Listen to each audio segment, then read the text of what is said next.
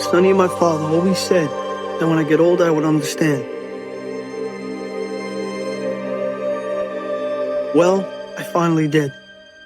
I learned something from these two men. I learned to give love and get love unconditionally.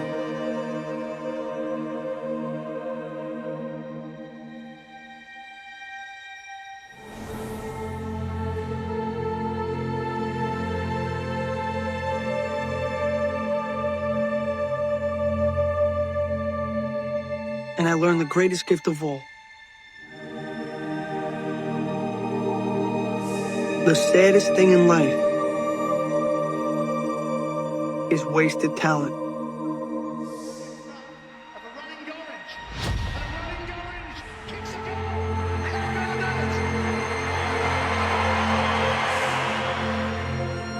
All right, welcome back, wherever you are and how you're listening. Thanks for doing Footy with us and keeping it stiff on this Friday, the 25th of July. It is Feel Good Friday. I am feeling okay. I don't normally feel good post-Blues games, but we are here. I definitely have the Blues. I, for one, know what's going on in the world. Ollie, is your phone fixed? Do you know what's happening in the world? Because I can tell you the score update from last night. I can tell you lots of things have been happening. Who won? Unfortunately, the Hawks won. Yeah. So you're not on the grid at the moment? No. No. Phone's still broken. Okay, great. Phone's still very broken. So here's where I'm at, right? So I've done a little bit of research during the week. So you know how I'm a little bit of a shambles anyway? Yep. So I don't know if I told you this, but just before we met, I want to say I realised over the course of a year I had about 10 grand stolen from me. Yeah. What? Ridiculous. But I had too much anxiety to check my own bank account because I felt like I was the dickhead. You know, like, I did go to the pub the other night. I must have spent 4 grand. Yeah. You know, like. Yeah. And you don't want to feel bad for that Nigerian scammer. Yes, exactly. They need to live their life too. Exactly right. So I didn't check, and then I realised I was like, oh, okay. So then, from then on, I keep nothing in my smart access. So like literally go for a coffee and I'll be like, yep, $4.50, no worries, I'll put that over. Which means, because I don't have a credit card, any bills, like if I don't have money in there, I have to kind of pay them physically kind of thing. Yeah. So I realised with my phone, did buy it outright, huge mistake because turns out the $7 a week for insurance hasn't been going through. So here's where I'm at. I've got a broken phone. The guy down the street reckons the flip phone he can fix for $500. So there's that. I'm like, okay, so he can do that. Right. Then I've gone, there is a new version of the flip phone that folds out the other way into an iPad. So I could go on a plan, and it looks pretty enticing, I must admit. Then Telstra do offer a Barbie flip phone. Oh, my God. Tempted on that. Or if you really just want me to have an iPhone, you can pay for it out of the business. So there are your options. So what we've got here is a classic, like a reveal situation here where you can walk in maybe whenever you do the reveal of what direction you would go.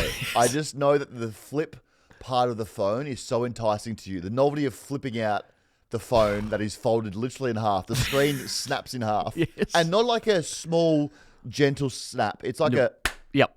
That's like your phone closing. I'm telling you, though, this other flip phone that goes out that way turns into an iPad. It's awesome. So that's where I'm at. But I don't know anything that's been going on this week. Well, as you saw before upstairs, you were like, oh, Ozzy Osbourne's passed away. I was like, man, that happened like 48 hours ago. Tragically, yes, he has. And then I had to tell you, Hulk Hogan's passed away. Like, what? What's going on? Yeah, Hulk Hogan this morning passed away. Well, I had to listen to the radio. I haven't done that in about 10 years. So that's how you're getting your news at the moment. And they went, oh, yeah, it's a shame about Ozzy. And I went, what? What happened to him? But yeah, he's still making rock music? Yeah. No, actually, he's tragically passed away. So, Hulk Hogan, rest in peace, has passed away. The Blues season, rest in peace, has passed away. Last night happened, Blues, 61, Hawks, 85. Bad night for neutrals again on Thursday Night Football. Had a lot of these in a row now. I think Thursday Night Football has been just an absolute snooze fest. So if you are a neutral, so sorry about that. During this game, look, let's just cut the shit. We're ass. We know we're ass. We're so bad. We stink. And I can totally see why Doc wants to retire after this game, especially after quarter time. I think a lot of us were like, oh, understandable. Like, this might be the new norm. Like, another month of this shit might make more players want to retire because it is so bad. But to Doc specifically, what a career again. Well done. Congrats. Well done, Doc. Got his goal, which That's great to see. Hit the celly of the crowd with the bow. That was great. I asked him post game, like, you don't do sillies. How No. long have you been playing that one? He said, yeah, a long, long time. A lot of shower talk, a lot of shower practice about hitting the Yeah. silly. Hit it so clean too. Yeah. And got the right amount of space from Zach Williams to be able to hit it. Because they wanted to come Sure. and crowd him, like get around him in his space. But he hit it perfectly, executed, and then people hit him. Well, you know him. Do you reckon he would have told them, just give me a wide berth for 5 seconds and then come? Or There would have been a lot. I think going to the game, there was a lot. Oh, I know. There was a lot of give me the ball inside 40, Sure, 50 time. mate, I could Yeah, I could a see lot of that. that. There was a lot of that going on. And then when he moved to half forward after half time, it just felt like Vossi was like, let's get him a goal. And then everyone's like, where is Doc? Yes. Let's give him this moment. So we get that moment. We lose the game, but we have that. That's a win for us. But, this fucking asshole next door now has a hammer. So neighbor update. The neighbor is building some kind of war bunker next door. We're not sure what I tell you what, building. he kind of is. I walked past it. It is a structure, like Yeah. a square. He's building some kind of. If the world is ending, go next door to our neighbor. He'll have some kind of building set up and structure we can go in and save us from the world exploding. But back to the game, we're so bad. Like I could come in here and be so upset and run through all the things that are bad in the football club, but we've done that so many times this year. So now I'm just really numb to it. Again, we are so good at losing. We're the world champs at losing. No one does it better than us. We're unbelievable. And normally I would want us to lose by more because that would mean that we have a lower draft pick, but we don't even have that. So last night, not only did we lose to the Hawks, we actually helped them by now they definitely get to secure pick 7 because it's our pick and we gave it to them. Disaster. It's disaster. The Hawks were never going to lose this game, let's be honest. The first quarter, they blew us out of the water, and for the next 3 quarters, it was just keep them at arm's length. The game would go like this. It wasn't really exciting. It felt like a game that was really no outside of Doc emotion. Very boring. Just go through the motions game. The Hawks didn't need to do anything else than what they did in the first quarter. At the end of the day, they're so much quicker. They're more skilled. They're stronger. They're tougher. They actually have a game plan, which I am starting to realize very much helps. When a team has a game plan, it's always good to have some kind of structure of what you're doing. So they have one of those, which is awesome. Now they have Mitch Lewis and Cash Deer on the team. That makes it more scary for the leagues. Their second game back, they are so terrifying in the air. Both of them. Mitch Lewis is more of a brute, like on the ground, just with his sheer strength. Cash Deer, we forgot this guy can fly. He's got some serious bounce. Now, he's awesome. He didn't need to do that to Doc, that Mark of the Year contender. Doc was riding off to the sunset and Cash Deer said, before you ride off, turn around quickly and took a hack on him. And after the game, Doc, that was one of the first things Doc says, like, he just didn't need to do that to me. I'm already going out. Why would you pick me off? It was a bloody good mark, wasn't it? It was a great mark. I was actually so surprised high. they were also just getting into him a little bit. I was like, leave I'm him like, alone. Let him go. He's done 3 knees. He's had cancer. Let him go. He's been through enough, very okay? much. So I don't know why Cash didn't do that, but I'm filthy with him about that. And as a Hawks fan, all the noise around this, for you Hawks people, be happy. Why are you so angry and upset about this win? You won. Was it pretty? Absolutely not. But now you've won 6 of the last 7.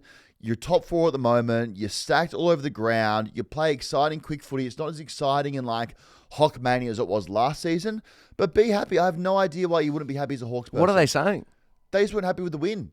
Is this the players or the fans? Fans, I think the fans are very vocal about it. Yeah, right. Well, I wouldn't know. Well, exactly, we wouldn't know either. I'd be very happy. It just felt like the fans are like, yep, here comes another quick exit from finals. We're not an exciting team. 6 of the last 7, you're very exciting. Yeah.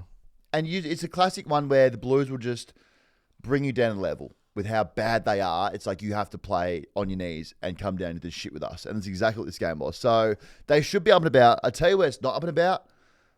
Carlton, especially downstairs in the room. Now, I remarkably was allowed in there. More surprisingly, somehow I made it out of there. Yeah. I don't know if anyone out there has ever smelt death before. Like when you walk in a room, unfortunately, if you have a relative. I hear it's bad. It's really bad. I smelt death down there. It could have been Vossi's coaching career dying. It could have been some of the playing careers, the players when they want to move or get a trade, that dying of them being in a navy blue jumper. But it smelt really bad. The vibe. I haven't been downstairs in the rooms for a long time. My last memory of the rooms were, we were stinky. But at least there's some kind of vibe about, the joint's good. There's family smiling. There's some kind of if it's just footy. I've never, ever been in a rooms where it's that bad. Wow. I didn't see one person smile. Like it was real post like after Doc had come over and said like, you know, how good's that? I'm out of here. I was like, that's awesome. I'm also going to leave in about 5 minutes. I'm going to try and avoid Vossi. Very bad vibes down there. Mm-hmm. So I don't know what that is about, but that's not a good sign at all. It felt a bit like the wallpaper is off the wall again. And then you're like, oh, there's the massive cracks again that we know are there. We just put some nice wallpaper, some Melbourne Football Club wallpaper over them. It was really bad down there. So can you just paint a word picture for people that wouldn't have been into the rooms before? So you're right. After a loss, there's still something in the air. Yeah. Like, especially round 20. Like, you're the MC. Like, Yeah. like you know, you're at a finals, be like, you know what? It is what it is. The season's been what it is. Yeah. You've got some young kids. You find some kind of, like, joy and bounce. Like, Yep. 'cause the heartache of not making finals, that's past last month. yeah. Really. That's gone. So that's probably that period where maybe you feel a bit dire and like you're in a graveyard. Round 20, like, that shouldn't feel like that. Very, very, like, eerily awkward and just something's going on down there. Like, I know something's going on, but it didn't feel like a normal change room. Vossi has definitely lost the players. He's definitely lost the change room, and I know that I was all keep Voss. I'm now turned back around. Like, something has to change. I know the players are all out on him, that the coaching, his game plan doesn't work. I don't think he has one, but there's so many things wrong with this organization. Like, on field, we can't keep save our lives. I think everyone across the league can see that. Even if you go for another team, you go, okay, Carlton just cannot kick. There probably should be some kind of rule or license where Carlton should have to handball all the way to Charlie, and then when he gets the ball, he's allowed to kick. Like, that would be one game plan we have. It's better than no game plan. Everything looks really hard coming outside of D50. So on field, we're asked. Harry O'Farrell was real good for the Blues. He's got bounce. That guy is really, really good. He's got some real bounce, so he's a positive. And off-field, we're just as us. As I said, no draft picks. We have no salary cap, so it just feels like we're going to sit in this shitty graveyard for a long time. And it gets worse because the news broke on Wednesday. Charlie Curnow has told clubs that he wants to maybe go to them, and then Carlton have come back to him and has been told by the club numerous times that he is not for trade. And any idea of him asking for a trade away will not happen. So Tom Morris dropped this. This is the one. On one more occasion, recently, Carlton officials have been forced to tell Charlie Curnow and his management he won't be traded this offseason. He's expressed his openness to a move to the Gold Coast. And we had sources tell us this 6 weeks ago, and I laughed it off. I was like, absolutely not. When someone said they've seen Charlie and Dimon together, I said, I don't believe that for one bit. Charlie's a Carlton man. He bleeds navy blue. Turns out he bleeds red. And warm weather. And beaches. And so you cut him open, Gold Coast beach sand comes out of him. Yeah. So he wants to leave. And not only was it a move out of Carlton to maybe him being open to going to Gold Coast, news came that maybe Sydney and Geelong would also be places he'd like to go to. So he's out. That's awesome. And then all this other news broke about, not true. There's 0% chance. I'm telling you, there's like a percent chance he'll leave. We don't know what the percent, but there's a something percent. on the board. There's a percent. Anyone saying zero, stories don't break just because Tom Morris or Mitch Cleary or Xander Maguire feel like, you know what, on a random Wednesday, I'm going to make something up. I know you're shaking your head. Like, feels like it sometimes. I know it feels like that, but that they're not in the industry of let's just make a. There's always something to it. Now, this could be, I think this is true. I think he does. Or it's a classic case of, as we spoke about before, stuff gets out because we want to get out. Charlie's management have got it out to then force Carlton to do something next season. Now, forcing him to do something could be Voss out. It could be bringing players in. It could be moving players out to whatever he desires. Stuff just gets out because they want it out. So I think that story is very much true, that Charlie and his management would 100% be looking at it. Classic track situation last year. Track's not going to leave. So, actually, now trade season's here. I'd like to go and try and find a way out. I think it's true. And as much as it hurts me, as a Carlton person, you'd have to look at it. Especially the Suns. The Suns are the worst traders in history. They've shown that. They give a pick 6 for Dan Rioli. Like, that looks okay now, but pick 6 is wild. For Charlie Curnow, Anderson, Rao, King, future first, future second. Like, they would give up a lot of money, and you'd have to look at it. I'm not against it. I'm not against a Ben King for Charlie Curnow. Oh, I like that. That'd be awesome. Like, Gold Coast probably win it. Do you reckon? If Charlie Curnow was in a Suns jumper right now, the Suns, and I love Ben King, would be just so amazing than what they are now. Yeah. That's a dangerous weapon for him to have. And a relaxed, out of footy bubble Charlie Curnow Could be exactly what he needs. could be everything he needs. Yeah. So that broke. We know about Jack Silvani wanting to get out as well. So all these players like him, like think about him, just the story. Again, doesn't want to, it gets out because someone wants it out. There is always a level of truth behind it, and then there's always going to be not true, doesn't exist from the other side. People trying to defend that story. So this gets out because there is something to it. There just is. The son of a gun, who all his life has loved Carlton, raised to be a Carlton person, is Carlton inside, news goes, wants to go to Collingwood. That tells you right there that something deep down in the core of this football club is wrong. When, like, that is the enemy. It's unbelievable. The club is there's toxicness all over it. And TDK going to leave. I get that. A lot of money. That's a bit different. He has to go. Like, he will go for sure. That's just waiting for the season to be done. Then he's out of here. Sam Walsh's story broke. Then maybe his management talking about him going to Geelong or something like that. So all this stuff's happening that leads me to believe the snowball effect, max exodus coming. If you're a Carlton fan right now, you think it's bad, it's going to get so much worse. Like, just very, very bad. Very quickly. We have 4 weeks of being in this holding pattern where you go, oh, thank God that's over. And then you take a breath and trade period to roll around, and my God, it's going to be scarily worse for us. I can guarantee that. I can't guarantee much in life. Death, taxes, Carlton fans have been in so much more pain in about 6 to 8 weeks. It's bad, bad, bad. So that's where we're at as a football club. This game means nothing to us. We are absolutely numb. Well done to Hawthorn. You win. For us Blues fans, it's nothing. There is zero light at the end of the tunnel. Graham Wright comes in. Honestly, I'm now to the belief of start taking some dynamite to the club and just blow it up. So full rebuild next year, you reckon? Full rebuild. Honestly, I'm not even against Cripper doing one more year at the club than going back to Perth. What would even be the point of that, though? Just finish the last 2 years maybe at home and get back to home. I don't know if he'd stay in Melbourne. No, but like him going to Freo, how good would that be? Be awesome. I reckon just do it this year. It'd be awesome. So we're back. Take what you can. We're literally back at ground one. This is 2015 all over again. And you know a thing or two about rebuilds. Like, how can I help? It takes a long time. So now not only have we missed the premiership window, like, what is it? 2 seasons ago, we were 6 goals up and 3/4 away from a grand final. To now be every star player wants out. Forgot Harry Mackay. Now, I don't blame him at all. That guy feels like he just hates playing football at the moment. And I totally get it. So he could be another one that's out. So we've gone from the grand final being 3/4 away from that to literally bottom of the bottom. Next year looks horrible. And that's awesome. That's really good. So that's where we're at. Well on the Blues. The scoreboard makes this game look so much better. Oh, doesn't it? I was going to say. At half time, like even after the first quarter, it looked bad. It was just a game where Hawks just decided, we actually feel bad that you're so shit at football. And we feel bad that Kel Shadir just took Mark of the Year on Doc's head in his last game, that maybe we won't just put the foot in your throat. They're maturing. So that's what's happening. It's all bad. It's all really, really bad. Let's do something that will cheer me up for sure. Let's do DoorDash's Footy Dads. As we've done this for a while, we've done this for maybe a month or so. Yeah. Classic Footy Dad stories brought to you by DoorDash, where we talk about things that you guys send in, which your dads have done during your football journey or in their journeys, and you've heard the story. So let's start off here with, I don't know who this is. I think I cut it off. Sorry, whoever sent this in, I'm so sorry I cut your name off. Back in the day, our under-14s team was down by 5 points with about 2 minutes to go. These games are timed, mind you. Our team gets the ball into the forward 50, takes a set shot, and kicks a goal.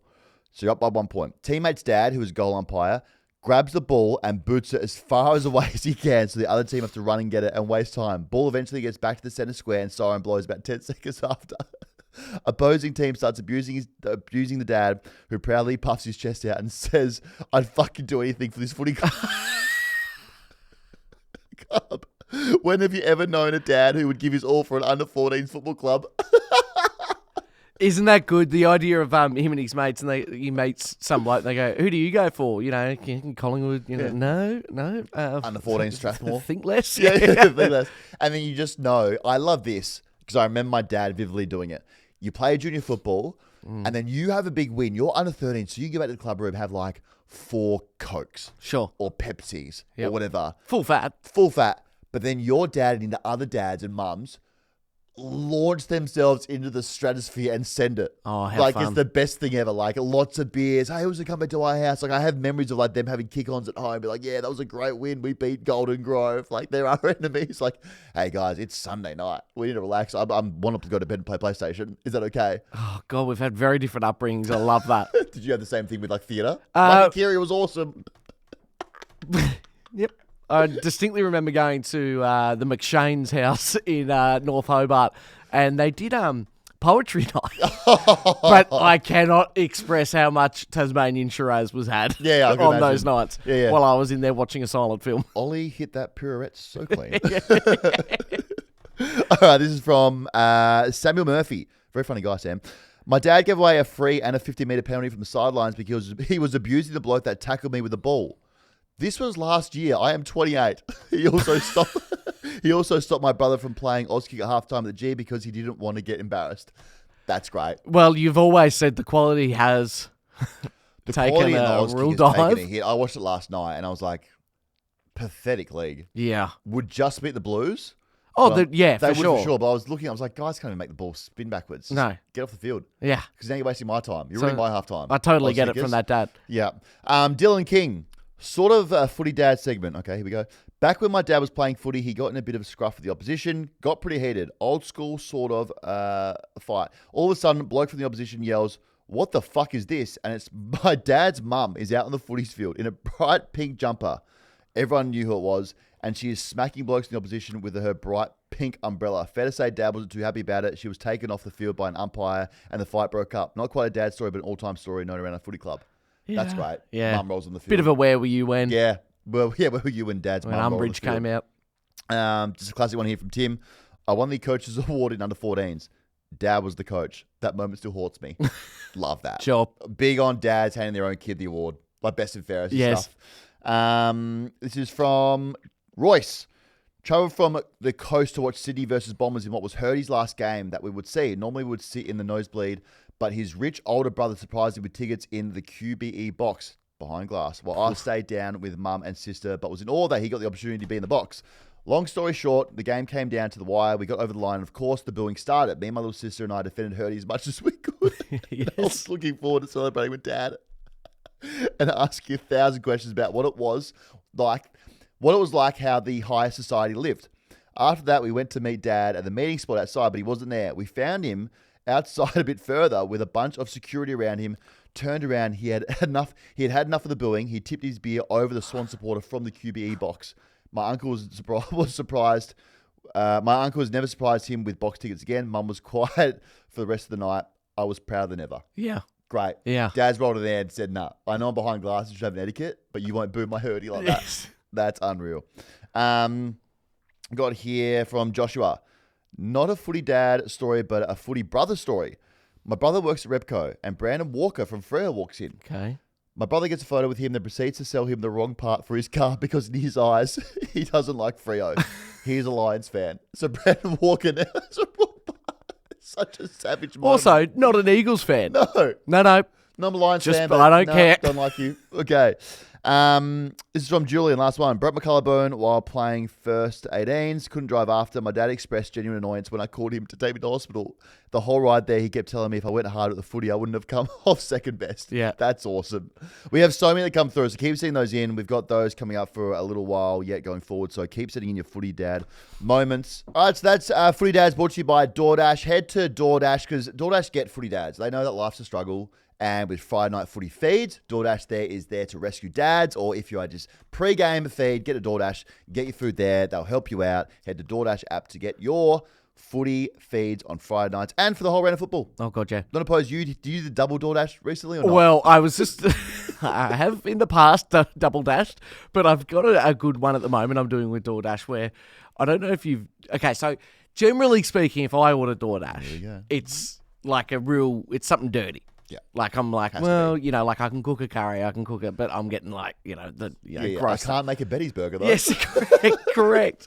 But what I've noticed is I'm collating all of my orders that I'm doing because they take a picture of the order, but with my apartment, they kind of can't find it. So very rarely is it left at the door. Yeah. I go out and meet them and find them. And then they go, "Oh, just take a quick photo of that." And I go, "Do you have to?"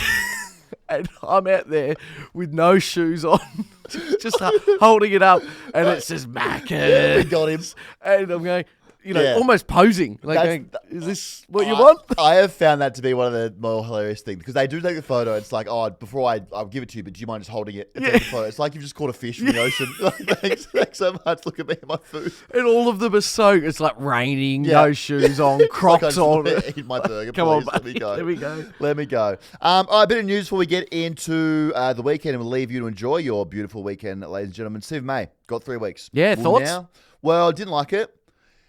Didn't like it at all. So he got the 3 weeks again, went to Tribunal. Tribunal said, absolutely not. This is not going to happen. Like, you're still going to get 3 weeks. So now he's going to the appeals board. It went for 4 hours. So essentially what the Tribunal said was that Steve, he should have known that he wasn't going to get the ball first and should have allowed Francis Evans to take the ball and then figure out from there what he was going to do instead of just running through the line of the ball. So they said, I've got it here. Any reasonable player would have been able to change direction or make a different decision in 0.5 seconds. A biomechanist said that May had half a second to become a superhuman and change his path, pretty much. So I didn't like it purely because it just happened so quickly. And Stephen May said that he generally thought that he was going to get the ball first and then was shocked when the ball kind of sat up because it was a bit dewy. Yep. And then Evans got the ball first. In that half a second, couldn't turn into Superman and then change his decision making. So I was always on the belief that I didn't like it because football act. I think there should be room for just football accidents that will lead to some kind of carnage. That was where I stood. Where'd you stand on it again? I must say, given it was Stephen May, I've seen him go out of his way Yes. to do things, and I didn't get that vibe. Well, not rare that everyone would be on Stephen May's side, Yeah. given that people are very vocal on how they feel about him and what he's done in the past, because he does have a bit of a dirty history. Not often does everyone come on the same page and try and, in this case, defend Stephen May. Yeah. And I always try and get a feel for what the room temp is, and that's on our comment section. Sure. That's on Reddit threads. That's on Twitter, like socials. I try and get a room temp. The whole room temp was on, no, this is ridiculous that Stephen May had. You're telling Stephen May to do something that is literally a human cannot do. Change the decision. He thought he was going to get there first. It was just a football. He didn't go like shoulders up or brace for impact. I think the one there was when he doesn't brace for impact and him saying that he thought he was going to get the ball first. That's the proof there that he thought he was generally arms down going to get the ball first. And it feels like a bit of a stitch up given his past, but he could have gone a lot more. Yeah. He could have really launched. So 1000%. I think in my head, given his history, the fact he didn't do that suggests to me there wasn't a lot he could do. And footballers, no matter what level you play, you are taught take the line of the ball and don't move your body off the line of the ball. Because if you do move your body off the line of the ball and throw a hand out, labelled weak, taking a backward step, coward, didn't put your body in the line. So Maisie's done everything that he's taught to do. And if this does not work at the appeals board, then we're now telling players that, no, you have to be like a step ahead of the play. So in this case, going forward, if he gets his 3 weeks still, it's very much going to be a case of if it happens again, you get Francis Evans to take the ball, and then he either is allowed to run around you or break a tackle, or you have to now plan ahead instead of doing football acts. Do you think it's getting to the point now where it'd be fascinating to see? Imagine if Francis Evans is sitting there being like, no, that's ridiculous. I'm going to go in with him. Do you reckon we're almost at that territory where opposition players are going, hey, that's... You can't do that. Like- No, that's just a football act. Yeah. The game's gone. The game actually might be gone because I don't know what you want Stephen May to do there. No. Like saying he has half a second to change his action, or a reasonable player would have just been able to expect that Evans will get the ball first. Do these people like not? I assume they don't play football or have ever been on a football field to get a feel of what happens out there. Like he's now expecting May to read the bounce of the ball, and then once he reads the bounce of the ball in this second that he probably has before he closes the gap on Evans, to then be able to expect, oh, actually the ball didn't slide on like you assumed. Now you have to change your decision in half a second. It's unreasonable. It's dumb. Absolute shit for brains decision, whoever's on that appeals board, or on the MRO in this case, the tribunal. So hopefully when they go to the appeals board, we don't have people with shit for brains and they actually understand that the game is very quick. And May is just a very built guy, and Evans was going very quick, and there will be carnage. And hopefully we get that. I do love out of this that David Z is the best. at covering the whole thing. Oh, he loves it. So he has turned this into his own event, and it's awesome. So it goes into post the 3-hour argument back and forth between May and the tribunal. It goes in this 90-minute deliberation where he starts losing Zeta his damn mind. So he had tickets to Fantastic Four. Oh, no. This tribunal runs over, and you wouldn't see this because your phone doesn't work. Yeah. It runs over, so he can't get to the movie. He then said that amongst everything happening, the rambling, that he sent a message to his dad. His dad, he said to his dad, "I love you," and his dad just hit him back with a massive thumbs up emoji, which is great. Then from there, he starts going a bit crazy while he's waiting for the decision to come forward. He goes, "Has the tribunal fucking ghosted me? I've missed Fantastic Four, but it's okay, guys. At least I'm getting to see Fantastic Four. I don't even get paid extra for doing these, and I paid for the Fantastic Four ticket, so I'm literally losing money right now. It's generally harder for these blokes to reach a verdict than it is for my dad to tell me he loves me. I'm sorry, but what the actual fuck? Like, he's awesome. Just lost his mind." I tell you, I'm sorry, Zeta, but rookie error booking tickets the night of a tribunal. Yeah, especially that one. Come on. Yeah. He's awesome. We got to try and figure out a way that we can do something with him next year to like sit in these tribunal hearings with him. Oh, absolutely. And like live stream him losing his mind. I would love that. Zeta watch. Zeta watch big time. What else is happening? Oh, Snoop Dogg. So a lot of talk about who's going to do grand final entertainment. It's always that time of the year. Round 20, we start getting the talks of who's going to entertain us grand final day, who's going to not be Meatloaf, hopefully, and who might try and reach the heights of a Robbie Williams. Jet, we talked about Jet before. Jet didn't, our friends of the show. Could have, though. I think it was a correct decision to have them. Did they were told to play the backing track and play along with it? I can't confirm nor deny, but what I do know is certain instruments were unplugged. And they couldn't hear themselves and stuff. And so that's why. I think they were still very much like Jet, though. Yeah. So I don't blame the decision to get them. Okay. Well, Snoop Dogg now has been thrown forward for this now. Oh, yeah. At first, I was like, absolutely no way. Like, this feels like very much Meatloaf 2.0. And then we started playing some Snoop Dogg upstairs. I'm coming around to it. I am, because it's so off-brand for the league and the suits there at HQ that I would love just the MCC blazing up hard and just walking around. I'm not sure if is he a Crip or a Blood? Yeah, Crip walk. Crip walking around. Yeah, Crip around the loud house. Like, everyone just like, so we get drunk, so much we smoke weed. We're just having fun. And all the MCC members be like, yeah, this is my Woodstock. Let's get blazed. Like, that would be very, very fun for me. Snoop isn't in Meatloaf territory. He's still reckon? very much got it. How old is he? Oh, no, age-wise he is. But it was only a couple of years ago he did the Super Bowl, and that was one of the all-time greats. Yeah, true. I mean, we got some great comments here, like Dorito sales just took off. There'd be a lot of munchies going on for sure. So I'm not against it at all. I'm not against it. It would be awesome. So let's see, a lot of stripper poles there as well. I think it'd be so funny. It'd be great. And just like Snoop Dogg also really makes me laugh because he just pops up in areas where you go, you don't know what you're on about. Like, he was in a Olympics. Swansea City kit launch. Yep. Swansea City, a Welsh football team in the championship. Yeah. He doesn't know what's going on. It did the Olympics coverage. Yes. Unreal. Yeah. And then just to be there on grand final day, he'd be going, I don't know what's going on. Give me Snoop Dogg grand final day. It'd be ass so high off his head. He won't know where no it is. beers. No beers. No, he'll be so hot. So much marijuana going through the loud house. Then we got football tonight. To finish off. 2 games tonight in prime time. It's been well publicised how shitty this fixture is this round, especially. It feels really hard to watch football and get into football, but we'll do it anyway. So we start off with the Bombers and the Dogs, half an hour before I'm not sure what we can call it. It's not Battle of the Bridge. Now, I think Jacob and the Giants said that they wanted to call it Battle of the Bridge, but the Swans had a massive sook and didn't want to call it. So we had some suggestions here. Brad said maybe we call it a different name depending on where it is. So Showground Showdown. Showdown still a bit. Yeah. Harbour City Clash. Oh. I had Battle of the Opera. I see what you've done. So I've done there. So I don't know what to call it, but I think we'll watch the first call of the Bombers and Dogs game. Yep. Wait for that to be 50 that points. That'll be over. That'll be very much 50 points at quarter time. So we'll flick over to NG Stadium and watch the Battle of the Bridge. I'm actually really looking forward to this game. Oh, God, This will be awesome. A good Friday night game. Swans need to win, stay alive. The Giants are going to be, hopefully. They had some suggestions with the banner. Hopefully I'm not involved in that, because there were some suggestions on Twitter about what we need to make that it should be me. Did we speak this last episode or not? No. Some guy on Twitter just gave me a massive drive-by about what they should have on the banner. This is the Giants. Didn't make a lot of sense because I don't know why I need to be involved in it, but it said, this is Paul Montgomery.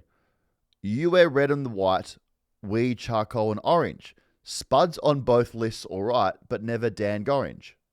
Well, that's unnecessary. Paul Montgomery can go and suck these nuts. Yeah. That doesn't feel right or nice. So let's just hope that I'm off this completely. Oh my God, I've just had a thought. No, what? Remember that guy? He said he was going to suck everyone off if Sauce went to the It's bar. Paul So I Montgomery. just Paul Montgomery's going there. It's like, hey, if either of these teams win tonight, I'm going to suck everyone off. And he's going, everyone who likes this comment, I'm going to suck you off. there's a win tonight. If anyone wins any football tonight, I'm keen to suck like the first 25 likes. It's Paul Montgomery. He's out there. So if you are looking for a quick suck, know where hit to up Paul find him. Montgomery. He's got a blue tick too.